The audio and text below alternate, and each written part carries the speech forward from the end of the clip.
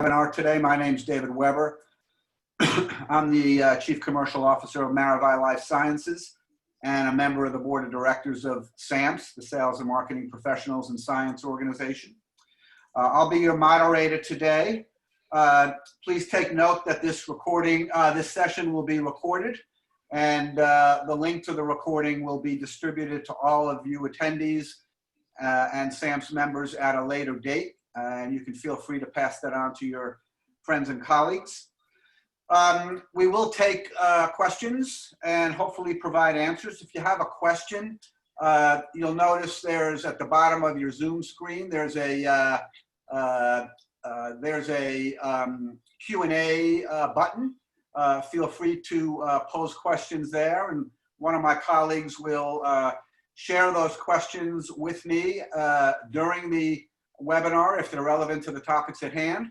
Otherwise, we'll take the questions at the end.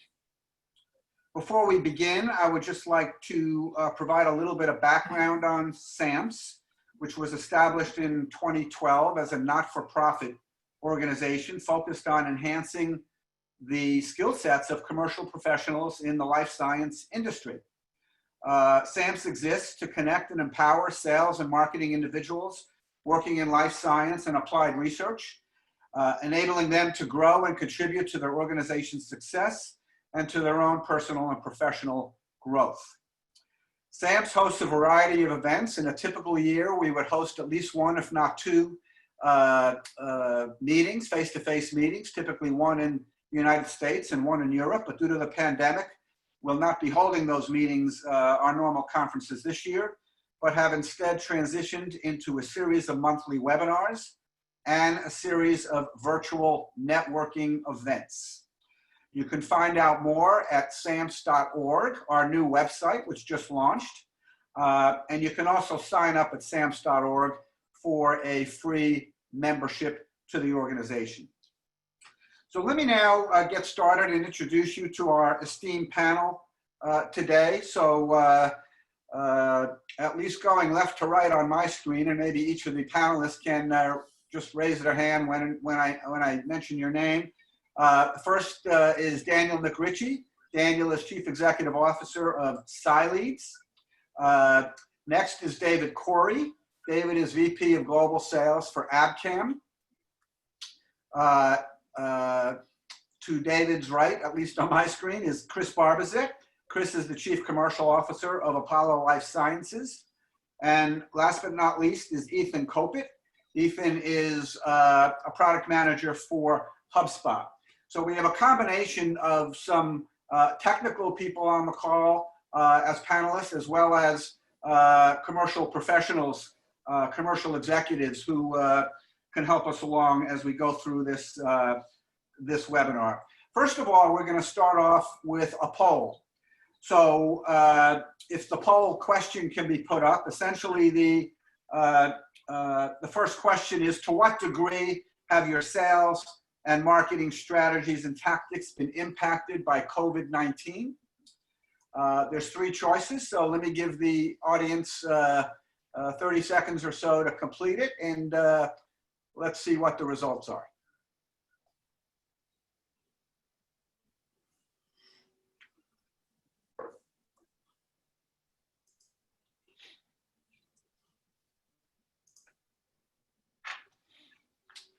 Okay, can we display the results? To what degree have your sales and marketing strategies and tactics been impacted by COVID-19?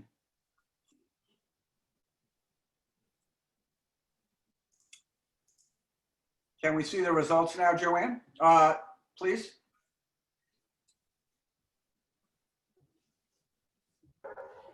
Can you see the results, David? I cannot. Okay. I will read them out Okay, then. thank you. So it looks like we have about 1% of the audience today are not impacted, 36% are mildly impacted, and 62% are significantly impacted. Wow. Yeah, I suspect it's something along those lines, and that's why this webinar, I think, will be particularly informative to the audience. So let's get started with our first question. I'm going to direct this question to all four panelists. I'll just call your name and give you a couple of minutes to respond. What has been the single biggest impact on your business due to the pandemic? And related to that, how have you transformed your business to deal with this new reality? I'm going to start with David Coorey on that one. Hi, thanks, David. So Abcam is a very interesting company in that actually we started as a digital company. So it's only in a very recent, and in the last literally couple of years that we have started to use salespeople as a way of engaging with customers. So we have a very large, digital and IT department that are filled with people from Google and Facebook and Tencent. So that has protected us to some extent from the effects of customers not being able to see us, because we already engage at a very large level digitally. I think one of the single biggest impacts was actually sector-based. So, especially in complex sales in pharma biotech, you need to be able to meet with teams. You need to be able to see teams that engage with them extensively, and that is best done face-to-face. Whereas in academic, it's much easier for us to be able to engage digitally. So I think the single biggest impact has been our ability to be able to really push complex projects forward in the pharma biotech space.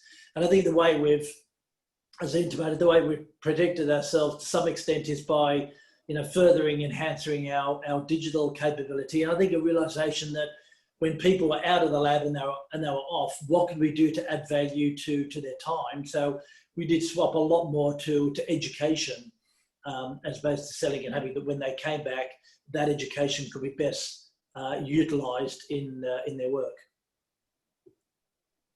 Thanks, David. How about you, Daniel?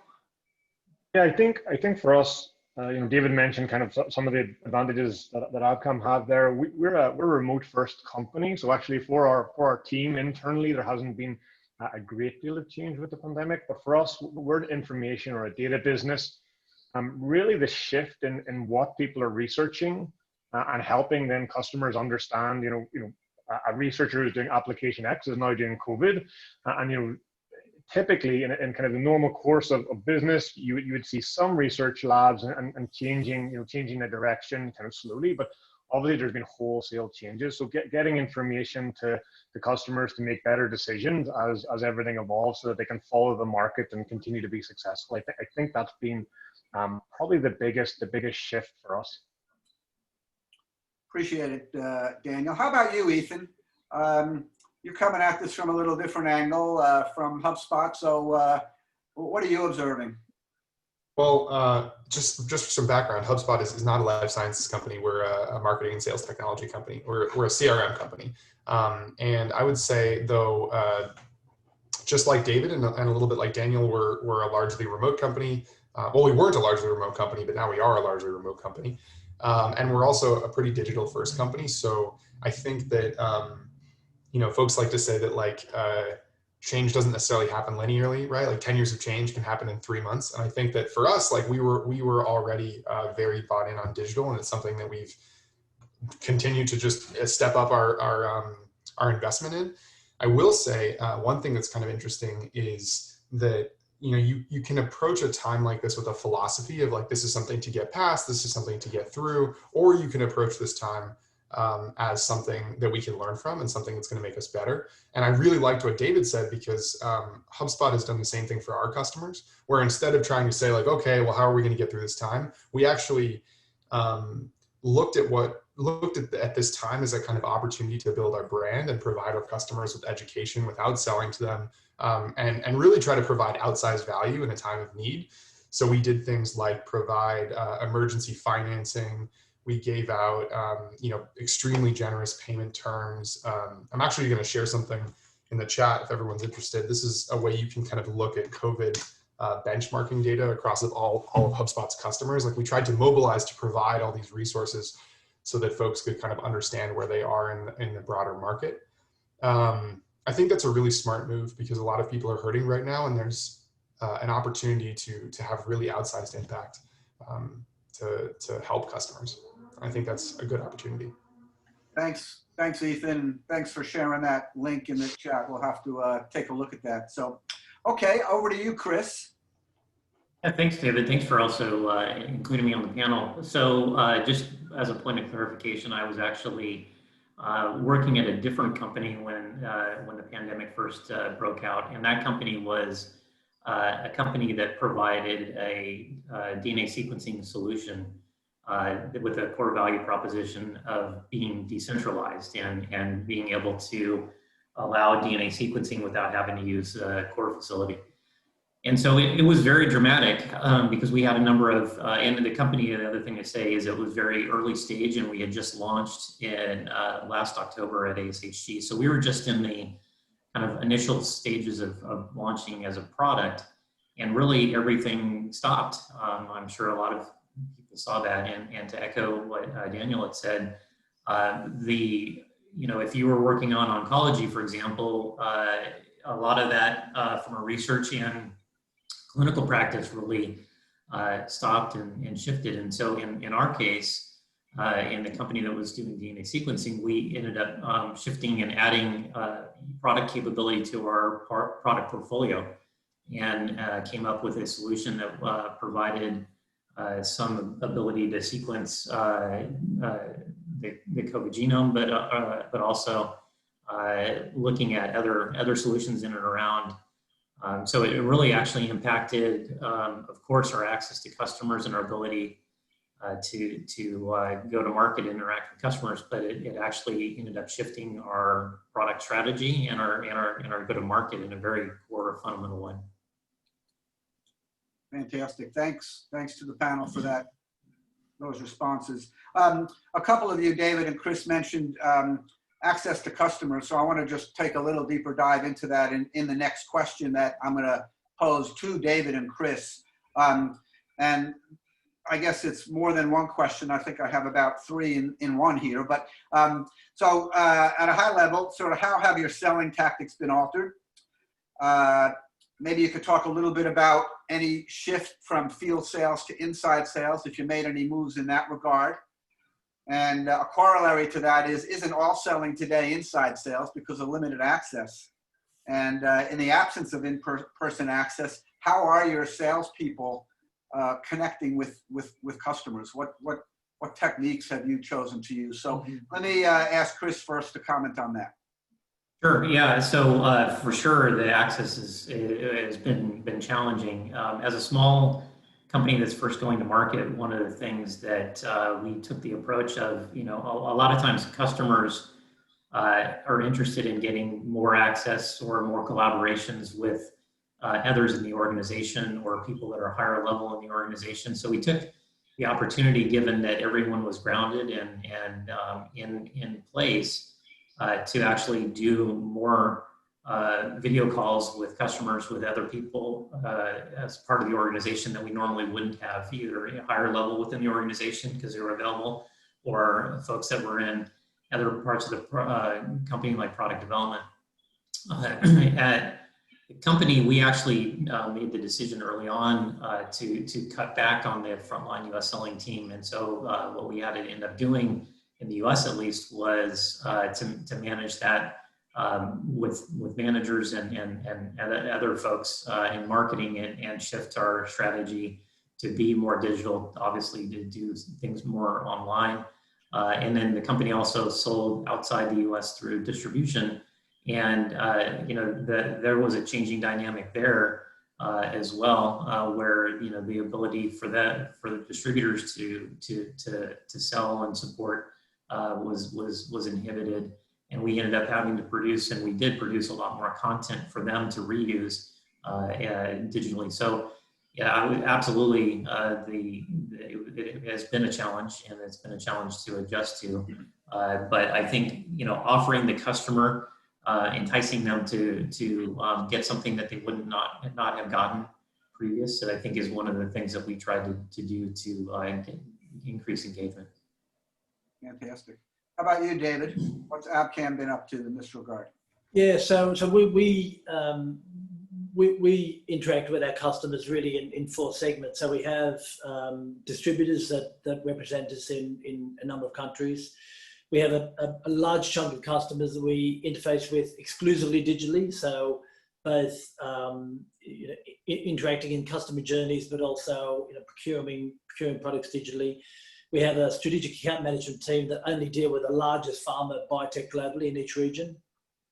And we also separately have an inside sales team that deal with smaller biotech and large academic institutions. So although there wasn't any change in the makeup of those teams, clearly the strategic account management team had to do more things online. So we're very lucky that in all our locations, especially this location, we've got a huge amount of technology that we could bring to bear in order to facilitate some of those meetings, and also be able to bring some other parts of our organization in, because our real concern was how do we add value in this time. So, for example, we sort of swapped sales messaging from trying to effectively sell product through insights to basically getting customers to a point where they're asking us we're saying to them, what do you need? So one of the insights that came out of that very early was customers knew they would be coming back to work at some stage, and they were well behind in a lot of their experiments. So they were saying to us, how can you help us speed up? So a lot of our sales messaging and strategy started to pivot to, here's how we can help you speed up and start to catch up with the work that you've lost over the last 6 weeks or 8 weeks. And that really started resonating. And that started to flow through both from a technical point of view, the kind of technical things we were giving our customers, and even from an operational point of view, because, for example, one of the ways we could help customers in speed is to sell more kits, because kits make it easier to bring all the products to bear for a particular experiment instead of having to assemble them. So we even had to change production schedules to accommodate that. Fantastic. A question came in that might be germane now, and let me just read that. It comes from a former colleague of mine, Tom, so thank you for joining. And the question is as follows: we are seeing less success with account-based marketing, Pardot-based outreach. The LinkedIn community is developing in-mail immunity, where people are inundated with outreach in this area of outread immunity. What other methodologies do you see showing success, particularly during COVID-19, where everyone is now remote? I'll open that up to anybody. It's an interesting question. Thank you, Tom. Anybody have any thoughts there? Yeah, I'll give a perspective on that. So you're quite right. I mean, the first thing is you need to comply with data protection rules to make sure that you've got permissions to email people. But actually, one of the things we did, as I intimated before, was around engaging with customers and other ways an entry point, and then bringing in other complex journeys. So, for example, in China, very quickly, in fact, in late January, we started pivoting to doing webinars instead of outbound emails as one of the primary methods of contact. So, and whereas traditionally we may have got 400 or 500 people to webinar, we were getting 5,000 and 6,000. So, a tenfold increase, and we were doing one of them a day. So, and from that, it gave us an easier route to start to engage with customers, because they were already engaged with us, and so we could do more direct emailing or direct content pointing. So pointing them to particular areas of the website where we knew they would have an interest. And good customer data is very key to be able to do that. Yeah, the only thing I would add to that is one of the things that we did as well is to make sure that the webinars that we had were that we had other customers presenting rather than the company. And so, letting our customers speak on our behalf rather than it being a company presentation, again, trying to add a little bit more value and a little bit more insight, given that, a lot of these customers, almost all these customers are locked down as well. Them spending a half hour, an hour doing a webinar, if they're a strong supporter of your company, I think can really maybe get some more eyeballs to a webinar than a company person doing a presentation. Yeah, related to that, and Tom, indicated this in his question. I'll ask Daniel and Ethan on this.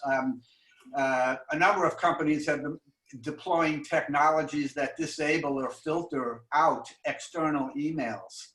I would imagine you, Daniel, and Ethan probably have heard about this or see this. How do you think about that, and how do you deal with that in your business? Yeah, I think I'll start off with Ethan on that. I think that generally the trend for outreach is like, and this is before COVID, it's just accelerated. A lot of what COVID done, I think, is accelerated, you know, the general marketing trends within the industry, but making things more personalized, more specific, more relevant, rather than the sort of the generic catch-all type messaging that you know that has often worked in the past, but is becoming less pertinent. And so for us, when we see people kind of overlapping COVID data on top of their existing CRM, so they can better understand even their existing customers to know, you know, who do we need to be talking to? Like David mentioned, a great scenario there where actually you'll have a certain subsegment of your customer base who are behind in their research and want to outsource more services. So it's figuring out, like using data then to figure out who is likely to be in that position, who maybe has budget in order to spend to kind of carry out services like that. So understanding that funding landscape and which researchers then are receiving funding around COVID or kind of during that period. And I think all that information can be used for more tailored, more specific outreach, rather than say kind of the general more top level marketing automation that people have been doing. Yeah, and David, do you mind if I show some data? Because like Tom's question is actually totally backed up by data that we've seen in the benchmarking studies.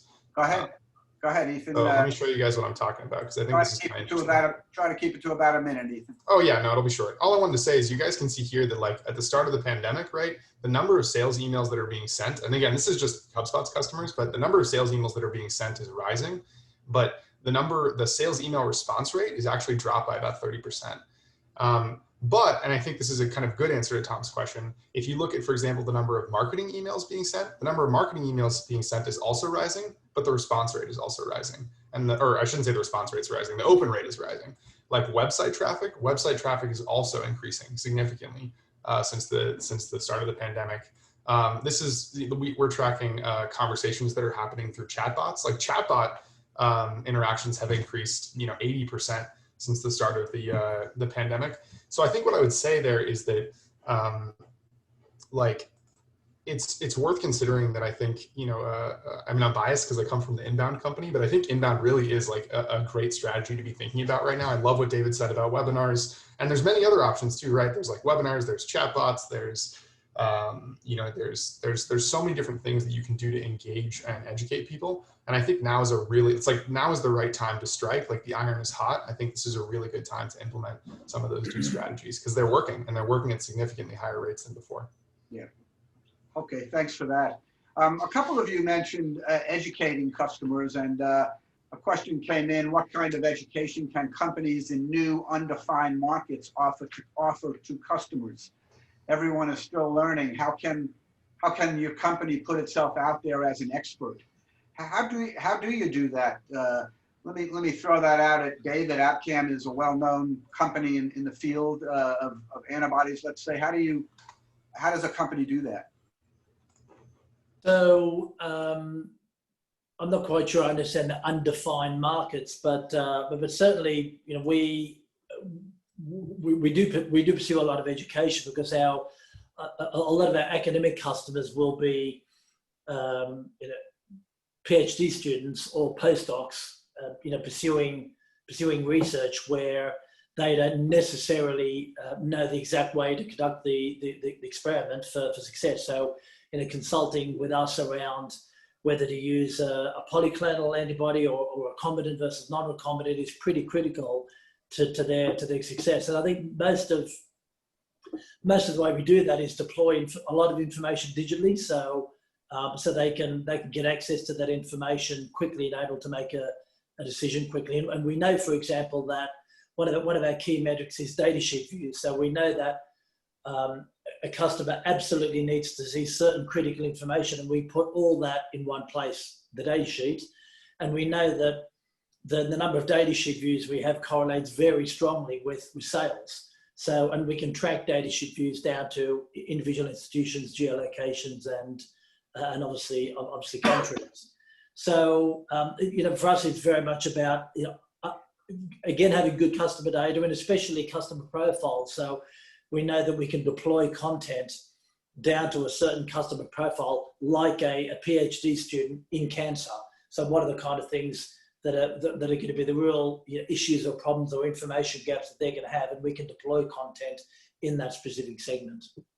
Well, thanks for that. Okay, I'm going to go on to another question now that I had posed, that I was planning to propose, and it relates also to a question that's come across the transom as well here as you guys are talking. What new sales and marketing tools have you invested in or plan to invest in for the future to prepare your teams for this new world that we're likely to be living in for a bit? Are any of you doing anything with artificial intelligence, for example? So tell us a little bit about what investments you've made or you're thinking of making to improve the effectiveness of your team. Let's start off with Daniel on this one. Yeah, sure. Thank you, David. Yeah, I think obviously with kind of the everything moving away from in person, like we've introduced like a host of different tools. And what's interesting, obviously, is experimenting, like what works for us. So Ethan mentioned chatbots. Like we've had a look at that and the different ways that they can they've been effective for us. We've seen a lot of our customers move in that direction as well to get more engagement through their website with their kind of reps and their sales development handling the kind of incoming conversations. I think as well, figuring out kind of ways for in terms of kind of the marketing automation as well to make that messaging more relevant and more accurate and more kind of timely for the people that we're getting in contact with. And we've also kind of gone for again content like similar to what everyone's been saying, like promoting more content through social media channels. And often this is all stuff we were doing before, but really accelerating that trend, so pushing towards it to take advantage of everybody going digital and the loss of those conferences. I think when we talk about AI or machine learning, my CTO always kind of gives me a slap on the wrist, never to go for the marketing term of that. They always want the kind of the developer term of that, which is more hardcore. But I think just being intelligent, like some of what we do, we've applied for a while, but really building up like ideal customer personas, like taking a look again at what that is in order to understand like who you're talking to, like what are the challenges they're facing. And while there's not kind of an AI or a machine learning component in doing that initially, but applying that to larger data sets now to understand, okay, who do we want to be talking to, and who in particular at this time is reducing what they're doing overall because of a lack of demand, and who's increasing what they do. Thanks for that. How about you, Chris? How are you thinking about investments? Yeah, where might you? Sure. So yeah, absolutely. Yeah. As an early stage company, we were just in the process of deploying a marketing automation system and deploying Salesforce.com. So we're just in the very early stages of that, and we were really forced to accelerate it. And I think what Daniel was saying was exactly right. You look at if you've got marketing or sales dollars to spend, reallocating it to start to engage in some of those areas. So really for us, it was we were just in the early stages of deployment, and what we did is just really accelerate starting to use those tools. Fantastic. Chris, a question came in from my friend Mark that I'd like to just pose to you as well, as long as we have you. And Mark states that existing customers seem to maintain engagement, but what have you seen in terms of cold, warm calling and the frequency in which people are answering phones or being able to access customers even through the main switchboard? What's your experience there? I've seen that it has been more challenging. I think with existing customers, I think a lot of times you have access to their cell phones, and you can access customers via text or a voice call. I've seen that, if you're just trying to call the lab or you're trying to call a generic number or leave a voicemail, that's going to be virtually impossible to get any kind of response. So I think through engaging through some of these other methods, and if you start developing a warmer lead, it's really about trying to get to that individual's access point, which typically is their own phone, because it's they're typically not in their institution. They're typically not available through through cold calling at a location like they used to be. So the motto of the story is get customer cell phones if you can. I think so. I think For so. sure. Okay. Let me ask Ethan a question now as a marketing technology company representative. What are you seeing as trends within your customers as they adapt to this new world? You deal with many customers within life sciences, outside of life sciences. So what are you seeing as sort of best practices that maybe the life science community hasn't embraced yet, but maybe should? Any thoughts around that? Yeah, I mean, I think there's some tactical stuff that I could say, but as a quick kind of philosophic note that I think might help, I think a lot of people are feeling, like Chris was saying, accelerated. And I think when you get accelerated in development, it's many people's instinct to kind of take on too much. Right. So like you might have heard me talking about all the different digital ways that you can engage customers, and then think to yourself, I know, like, let's start like full LinkedIn ad blitzes. Plus we're going to try out all these different, newsletters we've never tried out. Plus we're going to try out chatbots. Plus we're going to try out, different custom pages created for different accounts. And I think people tend to take on too much, which leads to like poor results kind of everywhere. So the one thing I would say before I say anything tactical is just make sure you're sticking with maybe just one or two new digital channels if you're new to that channel, and stick to things that you're good at. If you're a company that's really good at content creation, like webinars make a lot of sense, and that's awesome. But if you're not as good, you might want to try something like, I don't know, like a really good email drip campaign or something if you're better at email.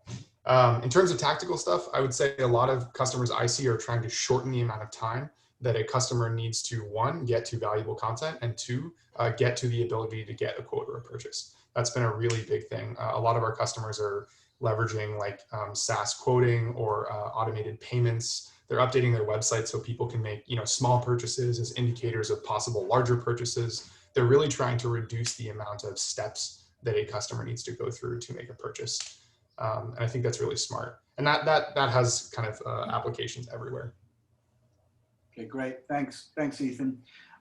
Here we are on a webinar, and a number of questions came through about whether customers, in your opinion, are experiencing webinar fatigue. My experience is that webinar attendance, at least in the webinars that I'm involved in, is at an all-time high. So there's still a lot of engagement. But what's your experience? Who wants to pick up on that? David, do you have any thoughts? Yeah, but certainly from our point of view, we have not seen any decline in the amount of subscribers we've had to our webinars. I mean, I think the only thing is because we have and we use a lot of different tools, but especially digital tools. Then the only limit for us is how much we can deploy at any one time. So we certainly have not seen a decrease. We do see some effect as different regions of the country start to come out of lockdown, but still at the moment, various places in the US and in Europe are oscillating between some lockdown, some not. So at the moment, there's still enough customers that are not spending 100% of time on the bench, that they're aching for other things to do. So I think fundamentally, it's still about, do you have attractive content that they want? So, that's the fundamental. And it's the same, I think it's the same with the previous question around calling. If a customer wants to speak to you, you can reach them. So the real thing is getting customers to want to speak to you. And that's a much wider strategy around how you're adding value through not pushing them product, but giving them insights that help them do their business better. David Weber, do you mind if I add on to that? Yes, please do, Ethan. I was going to say, I think David Coorey is totally right. And what I think, like, HubSpot has not seen webinar fatigue, but I have talked to customers who have started to see some webinar fatigue. And one of the things I've noticed about those businesses is they tend to run similar webinars again and again and again. And I think a really easy way to, or at least like kind of adjacent webinars where the content is not fundamentally different. I think if you're going to do a lot of webinars, even this, like right now, right? Like, you know, there's many people who are just listening to us talk. You want to make sure that the content is interesting and is dynamic. And you might want to string multiple webinars together. You might want to have, you know, invite-only webinars. You might want to have, you know, webinars that incorporate a networking component. Like there are a lot of options. I think people think of webinar as like a single type of content, where it's really like a category of content, if that makes sense. Excellent, thanks. Okay, I'm going to move on. And my next question is for David Coorey and Chris Barbazette, because they run sales organizations. Or Daniel might be able to add to this as well. And it's a takeoff on a question that was posed by a friend of mine, Mark Sutherland, at our last webinar, which was last month. And it relates to commission plans. I would imagine the initial targets you set for your salespeople at the beginning of the year are possibly not being attained because of the pandemic. So how have you handled that? Have you adjusted commission plans? Have you adjusted targets so that you know, your team is earning a competitive wage? Give me your thoughts on that. Let's start with you, Chris. Yeah, there's no doubt that sales compensation and commissions are a key area of retaining top talent. You know, as a company that was early stage in revenue and just launching, you know, we had aspirations of seeing a really sharp rise in adoption, which didn't happen for, you know, and a lot of it was related to COVID. You know, given that we cut back on the team, and given that we were also in a place where we were burning against our the money that we had. We had a lot of debate about it, but we decided not to make any adjustments, and just know that, you know, there's a lot of sacrifice that needs to be that is being made in the world now, and one of the things that we needed to do is just to do that, to be able to retain the broader number of people in the company. How about you, David? What's your thinking around that? What is your experience?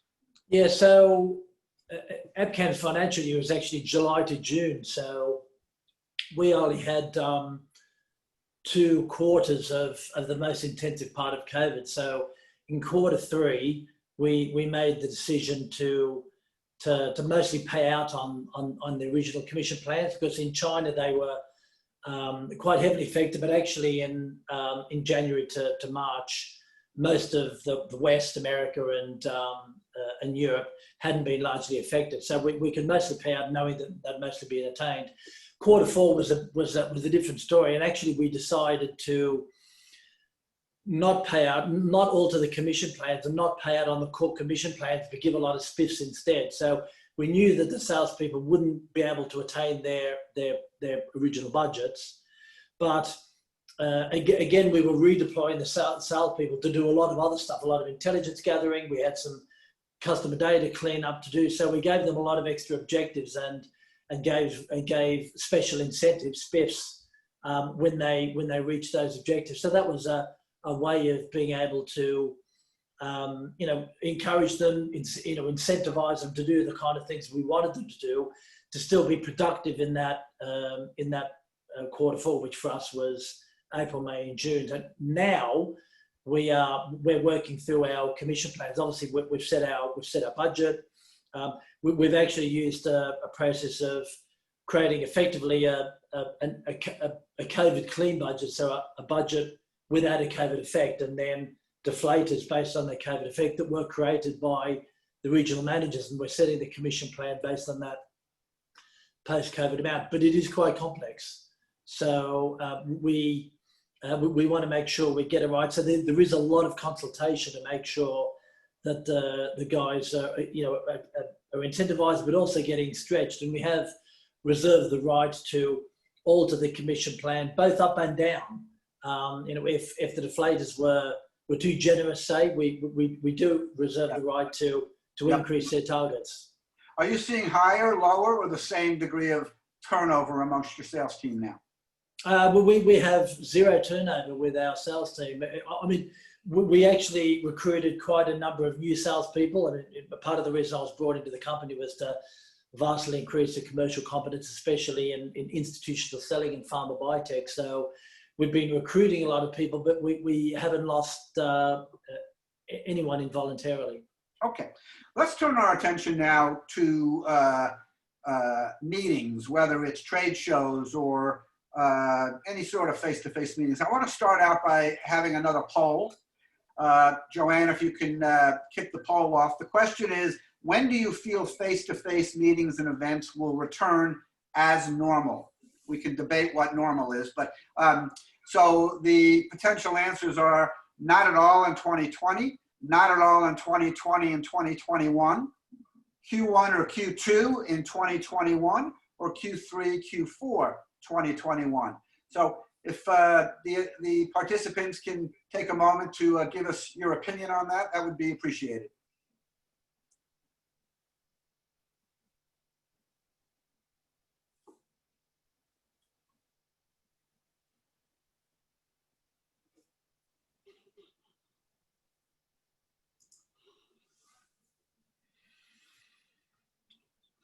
Okay, Joanne, can you display the results, or at least state the results? I will end the poll and see if I can share the results with you this time. Yep. Thank you. Okay. Here we go. Are you able? So, you can see. So wow, 2/3 of the audience believes that face-to-face meetings and events will return as normal in late 2021. Interesting. I read a survey recently of meeting planners, and they found those meeting planners, that survey indicated a slight increase in the number who believe face-to-face meetings will resume before the end of 2020, but it was a 3% uptick from 18 to 21%. Nearly 3/4 of the planners have face-to-face events booked for 2021. 49% say face-to-face events will resume in Q1 of 2021. So this audience on this webinar is a bit more pessimistic than these meeting planners, but then again, meeting planners might be thinking optimistically because they have to, because they're meeting planners. So the question then for all of you is, have you participated in any virtual events? And are there any tips you have for successfully engaging in those type of events, or pitfalls or things to avoid? Chris, have you had any experience with that? Yeah, in fact, actually, when it's actually still kind of in my mind, in mid-March, we had I mentioned before, we were selling through distribution, and I was actually in Singapore, which at the time was the second biggest outbreak country in the world. At that point, I think it was less than 50 cases or less than 100 cases. It wasn't significant, but we actually had a mix of an in-person and virtual meeting. So, and we also have done some distributor training in Europe. So I think as far as thinking about that, you know, I think what normally would have taken a day face-to-face or 2 days face-to-face ends up taking a lot longer.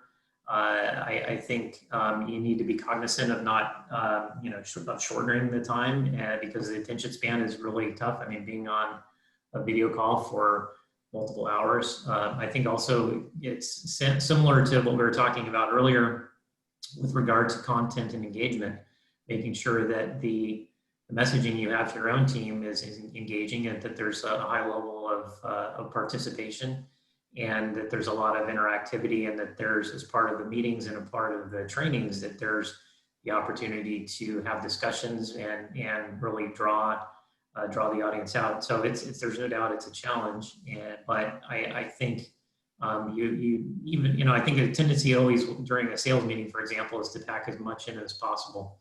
And I think, you know, with moving to a mixed model or mostly online, I think you really have to be cognizant of attention span and shortening it and engagement in a really serious way. How about you, David? Have you, the Abcam team, participated in any virtual events and any experiences there? Yeah, absolutely. So actually, in the early stages of the pandemic, quite a few of the bigger exhibitions have swapped to digital only. And I think our experience was we're very fortunate because we have a very, very good exhibition team that usually organises both our exhibitions and our big webinars, and they swap completely to being able to organise an interface with the digital event. I think my advice would be you need to have someone that's expert at it. So if you don't have a team internally or people internally that can run it, get some external help, because there's nothing worse than trying to fumbling around with both tools and content where you're really not very good at it. It's best to invest your money somewhere else.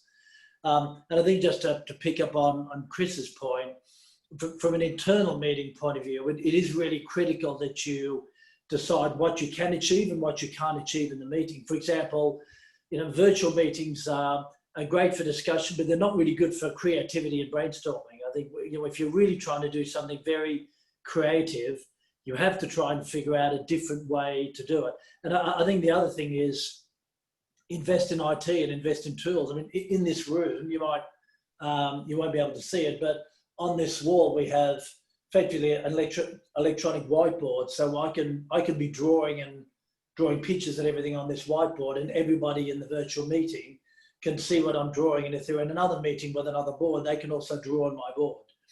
So tools can also help, but yeah, as Chris said, you do need to be realistic about what you can and can't achieve in a virtual meeting. Excellent. Okay. Couple of related questions have come through. One is, do you see differences in behaviors of academic and industrial accounts in light of COVID? And are you finding the sales process slower these days in any one of those markets in particular? And is that because of budgets being strained? So so are you seeing differences in academic and industrial accounts? Is there a difference in terms of the sales velocity? And are you seeing, what are the budget implications you're hearing from customers relative to COVID? Daniel, you have any insight on any of that? I think so. We work with both industry and with biotechnology, biopharma companies, working or selling into industry and academia. And for us, I think the trend tends to be that there are pockets within both. So it's not like industry is different from academia. It's more that there are groups within each segment or each market that tend to be behaving in a certain way. And we've touched on a few of those earlier. So there will be people in both who have budget and money. In some cases, they need to spend it, or there's some flexibility with deadlines and things, but they need to continue their experiments, whether it's COVID-based research or other areas that's still essential, and they've critical deadlines to reach. And they're, so those, it's finding those pockets of people who are still highly active and are, maybe they're stuck at home, but they're looking for outsourcing partners. So we have a lot of customers who are, considered essential services or essential businesses that have remained open and fully functioning. And then part of our role is really to help them identify those people who kind of have that urgent need for that product. So we don't see as, we don't see kind of a stark difference between industry and academia, but certainly within them, there are groups that are very similar. Mm-hmm. Anybody else want to make a comment from the panel on that? Yeah, so certainly we've noticed that there has been quite a large difference between academic and pharma biotech. So pharma biotech has not been nearly as badly affected from an activity point of view compared to academic researchers, certainly, to quite a large extent. I think where pharma biotech has started to pivot is, number one, some of their workflows and work plans have been either delayed or extended. And the other thing they're doing a lot more is outsourcing, because as some of their capacity has been reduced, they're outsourcing a lot more to try and keep up with some of the development cycles. Chris, any thoughts on your end? Yeah, didn't see necessarily a dramatic difference between academia and biotech, but it was really, if there was COVID related or not, was really the difference. I mean, for some of the COVID projects, because we had the ability to do things on our system and on our platform related to COVID, those projects were massively accelerated and got a lot of attention and funding very quickly. For other projects, you know, I know in a couple of cases we had collaborators that we were working with that were oncologists that simply said, look, I've been kind of conscripted as a clinician to the hospital and I don't have time to do this for the next couple months. So we did see a lot of that, but it wasn't necessarily between pharma, biotech, and academia. Okay, I'm going to pose two more questions to the group, one from the audience and one final one for us, and then we're going to bid farewell because we're getting a bit tight on time. What unexpected pitfalls and challenges have you faced during this digital acceleration, and how have you overcome them? Ethan, do you have any thoughts around that in terms of the broad swath of customers that you engage with? Can you help me understand the question a little bit better? I can only read the question. I didn't write it. What unexpected pitfalls and challenges have you faced during this digital acceleration, and how have you overcome them? Any thoughts there? Anybody else? It's okay. Anybody else want to make a comment there? Yeah, so one of our challenges has been interpreting what we see. So, you know, for example, one of our primary metrics is datasheet views, and we know that there's a high correlation between datasheet views and conversion. And that pre-COVID, that was quite set, but we started to get somewhat of a derangement between datasheet views and conversion when customers were off and were at home. They were doing a lot of research, but they couldn't convert that into purchase. So although our datasheet views went up, our conversion actually went down, and now actually we're seeing the opposite. When customers are going back, they've done all the design of their experiments while they've been at home, they're coming back to the lab and they're just buying stuff. So we've actually seen a massive increase in conversion, but a decrease in datasheet views, and that will purge its way through the system. But I think you've got to be very careful about how you interpret some of the digital metrics. Good point. Okay. All right. So we are winding down here. Last question I have is, obviously COVID has brought many changes to sales and marketing. Which ones do you think will be permanent, and how are you dealing with that? Ethan, you want to tackle this one? You want to give a shot? Sure. I think a lot of people in the beginning of the pandemic have been asking, like, is this the end of in-person events, or is this the end of field sales, or is this the end of the handshake?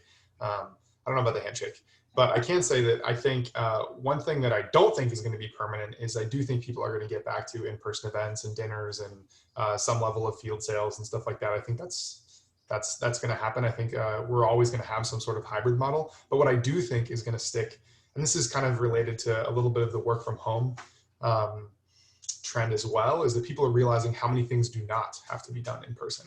And so I think that what's going to stick around is the things that make more sense to do in person, we're going to continue to do those things in person. But for the things that don't make sense to do in person, and for things that might be significantly cheaper or easier to do online and not in person, I think we're going to do that. So, you know, again, a good example of that I brought up earlier is payments. I think a lot of people have assumed that like digital payments is far off or scary or it can't work. And I think that we're seeing that that's not true. And that, you know, you can absolutely use e-signatures and digital payments and stuff like that to get paid. Excellent. Okay, I think I'm going to end it there because we're at about 5 to the top of the hour, 5 minutes before. So I want to thank all the attendees who joined in and hope you found this valuable. And I want to thank our esteemed panelists. Greatly appreciate your participation and insight. We do have another webinar scheduled for October. Joanne, perhaps you could just put up that slide, and we will shortly send out a registration link so that you can join us for that. And that webinar is going to focus on recruitment and hiring and onboarding. And you can expect to hear from, again, it's a panel discussion. You can expect to hear from a professional executive recruiter. You can expect to hear from a senior executive in human resources. And you can expect to hear from a life science hiring manager. So it'll be a three-person panel focused on, as I said, recruiting, hiring, and onboarding, again, in the age of COVID-19. So I hope you'll all join us for that. And with that, we're going to close the session. So thank you very much and have a great day. Bye now.